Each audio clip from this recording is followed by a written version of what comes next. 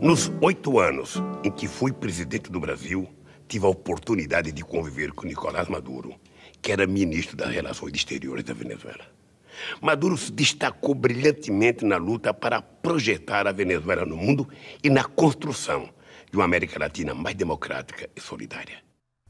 A ONU anunciou nesta sexta-feira que cerca de 3.400.000 venezuelanos fugiram de seu país desde o início da crise política e econômica. Teve um papel decisivo na formação da Unasul e da CELAC, e sempre foi visível sua profunda afinidade com nosso querido e saudoso amigo Hugo Chávez. Os dois compartilhavam as mesmas ideias sobre o destino de nosso continente e os grandes problemas mundiais. Mais do que isso, Chávez e Maduro tinham as mesmas concepções em relação aos desafios que a Venezuela tinha pela frente, em defesa dos mais pobres. No la agreda, no la agreda.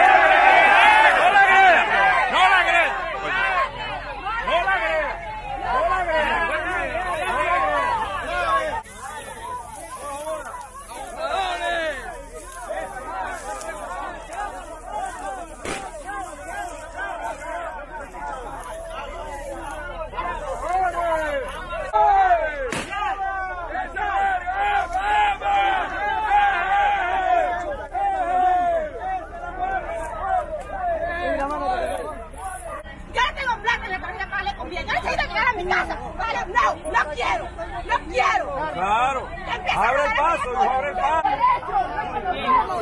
¡Somos unos abusadores! ¡No, déjennos pasar! ¡Estamos cansados ya! ¡Nosotros venimos! ¡Ustedes también son parte del pueblo!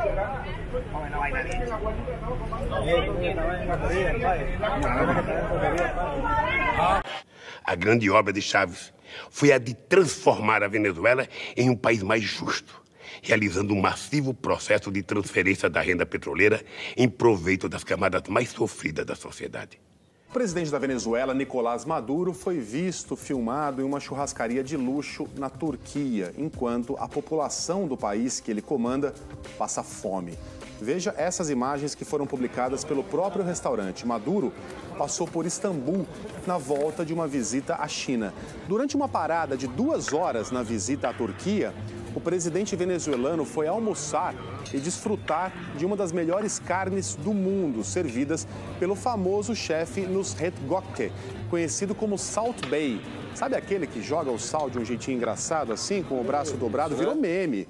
O cara é conhecido em todo mundo, é famoso porque recebe celebridades, tem pratos caríssimos que podem chegar até $1.000 em uma refeição com carne de primeira linha. Ele usa uma carne que ele próprio define, vem do Japão.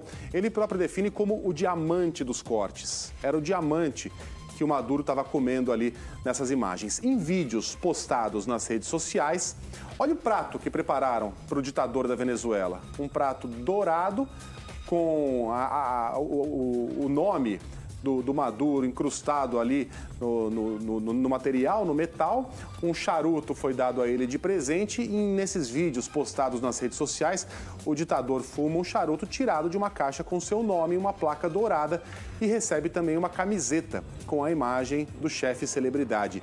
Mas Chávez, assim como Maduro, sempre tiveram claro que a Venezuela necessitava escapar dos que muitos chamamos maldição do petróleo. Daí a importância que deram e que Maduro dá à necessidade de industrializar o país e desenvolver sua agricultura. ¿Por qué no hay comida en Venezuela? Porque acabaron con la propiedad privada. Acabaron con las empresas que producían los insumos, lo que quiere decir los abonos, la fungicida, los insecticidas, las herbicidas, los abonos químicos. Eso expropiaron la empresa que nombraba Agroisleña.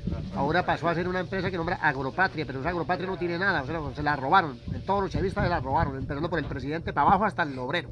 Todo el mundo la robó. Entonces ahora no hay créditos, no hay fungicida, no hay abono, antes no hay nada que producir. El que necesita 5 pacas de abono, para poner un ejemplo, 5 pacas de abono, le dan una. El que necesita 1.000 pacas le dan 5 o 10. ¿Cómo va a sembrar? O sea, hay gente que siembra demasiado, siembra 4.000, 5.000 hectáreas de maíz, 5.000 hectáreas de arroz o 10.000. Y necesitan 1.000 pacas y le dan son 5. No tienen herbicida para quemar el monte, porque el monte está así de alto. No tienen rolineras para los traitores, no tienen cauchos, no, bueno, no tienen nada, o sea, quedaron así. Demos passos conjuntos nessa direção e estou seguro que Maduro, como presidente, será capaz de realizar esta meta de Chávez.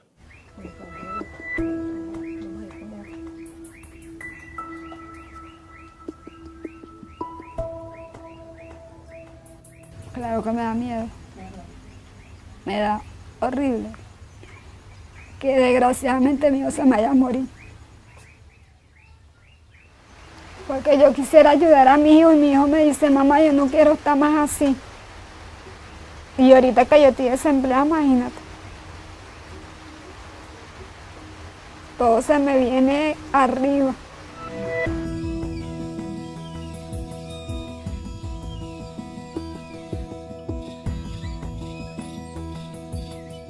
Hay momentos que su mamá tiene para el desayuno, otras veces no tiene, ya viene siendo como el almuerzo. Como está demasiado delgada, ¿sabes? Porque pegadito así, dice que su caja torácica no tiene la capacidad, hay momentos que le cuesta para respirar, porque no tiene carne.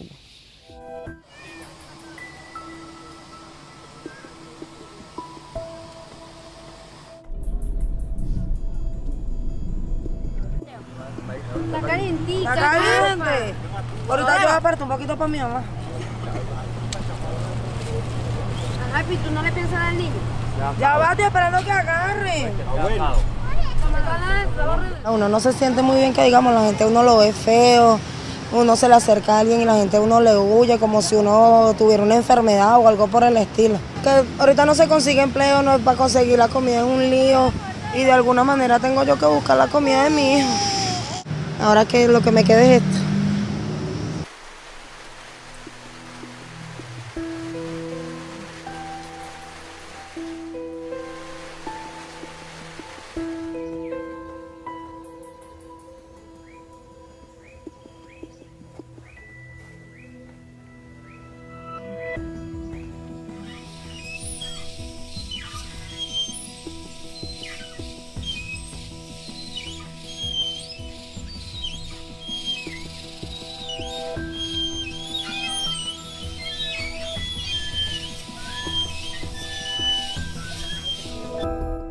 A decisão de escolher um novo presidente caberá exclusivamente ao povo venezuelano.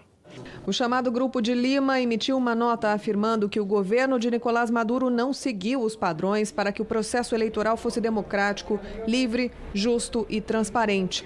O bloco, formado por países como Brasil, Argentina, Estados Unidos e México, sugeriu uma ação conjunta internacional para evitar qualquer apoio político ou financeiro ao governo autoritário de Maduro. Del régimen autoritário de Maduro. O presidente venezuelano foi criticado por não ter permitido a participação de observadores internacionais na votação, o que só aumentou as suspeitas de fraude.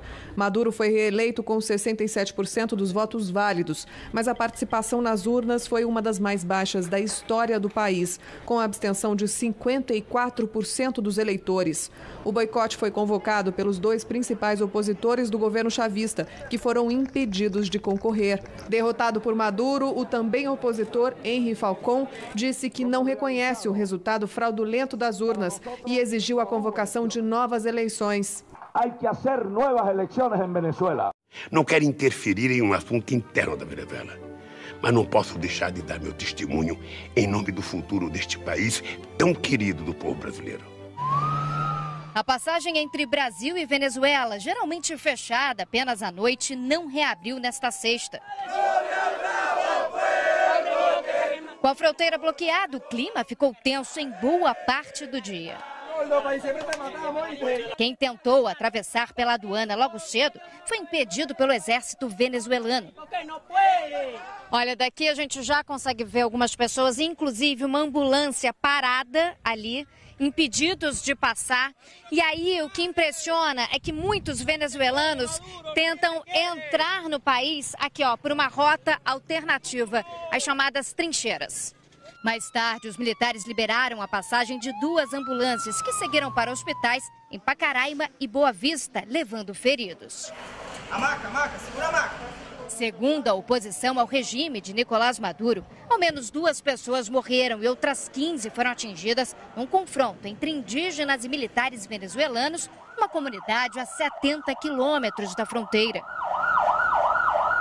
A representante de Juan Guaidó no Brasil, Maria Tereza Belandria, falou ao SBT sobre os conflitos na fronteira. La situación ha estado bastante tensa desde ese momento hasta ahora. Impidieron la salida de los camiones que transportan diariamente comida y desde esta mañana hay enfrentamientos entre la Guardia Nacional, el ejército e as comunidades indígenas. A esposa de um dos feridos afirmou que o exército abriu fogo contra as pessoas que se manifestavam em favor da entrada de ajuda humanitária. Aqueles que conseguiram cruzar a fronteira com o Brasil falaram ainda em outros conflitos, com mais vítimas. Você está machucado? Estou machucado um pouco. É mais o orgulho que está machucado, a dignidade, que o corpo. Tem pessoas feridas, muito feridas. Este cirurgião diz que atendeu ao menos 16 feridos por arma de fogo na parte venezuelana da fronteira. Feridos por herida de arma de fogo. Mesmo quem não viu tumulto diz ter receio de voltar para a Venezuela, como a Jenny, que tem 3 filhos, mãe, irmã e sobrinhos, esperando por ela no país vizinho. A venezuelana diz que foram eles que a encorajaram a vir ao Brasil para buscar comida e, assim como muitos outros por aqui, implorou para que deixem entrar a ajuda humanitária. Que deixem passar a ajuda humanitária. Ajuda que também vem do esforço de gente que tem tão pouco. Tá vindo trazer água aqui para quem está tentando passar? Sim, a pessoas que querem tentando passar, vamos trazer água para ajudá-los, por calor, a broma. O dia todo, olha só, entra e sai de venezuelanos por essa rota alternativa que ainda é um território brasileiro. Muitos venezuelanos chegaram cedo aqui em Pacaraima, Roraima, em busca de alimentos, estão retornando para casa. Eu falei com vários e muitos se preocupam com o retorno em mais perto de casa, encontrar o exército e não poder entrar. Acá tenho minha hija maior, meu esposo. Solange, que tem filho e marido no Brasil, diz que há muita força militar no lado venezuelano e mostra os pés cansados depois de 18 horas de viagem caminhando.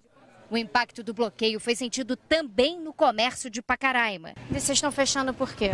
Porque não tem movimento aqui, né? 100% dos comércios depende do venezuelano. Aí não tem como a gente trabalhar assim. Em dias de muito movimento, Melissa e o marido vendem mais de R$10 mil. Realidade bem diferente desta sexta-feira. Hoje o movimento está fraco. Fraquíssimo. Nem fizemos R$100 direito. No meio dessa crise toda, do lado brasileiro, teme-se ainda falta de energia, combustíveis e muito prejuízo. Se Venezuela fecha a fronteira, Pacaraima morre.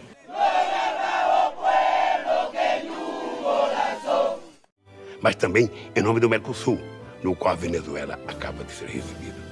Uma frase resume tudo o que sinto. Maduro, presidente, é a Venezuela que Chávez sonhou.